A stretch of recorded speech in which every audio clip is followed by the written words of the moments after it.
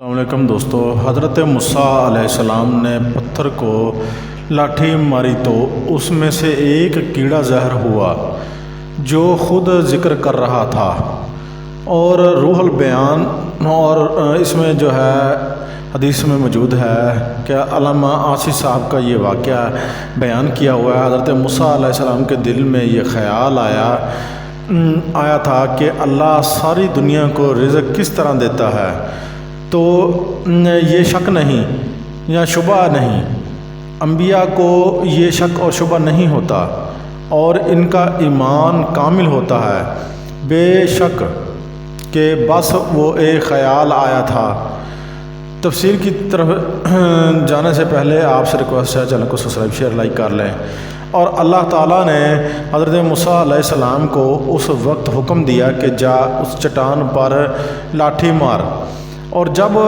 3 چٹانوں کے اندر جو ہے ایک چھپا ہوا کیڑا زہر ہوا لاٹھی مارنے کے بعد، اور وہ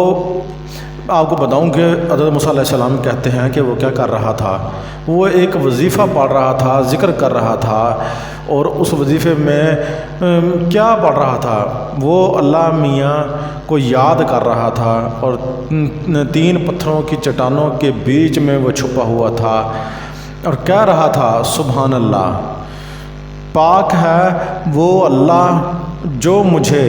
دیکھ رہا ہے، پاک ہے وہ اللہ جو 3 چٹانوں کے نیچے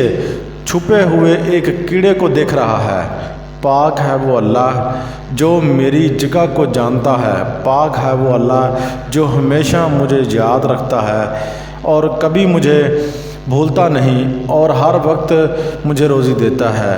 دوستو، بڑا سبق آزمودہ جو ہے یہ واقعہ ہے، چینل کو سبسکرائب شیئر لائک کر لیں اور صدقہ جاریہ سمجھ کر ہمارے چینل کو سبسکرائب بھی کریں، شیئر کریں، لائک کریں اور دوستوں کے ساتھ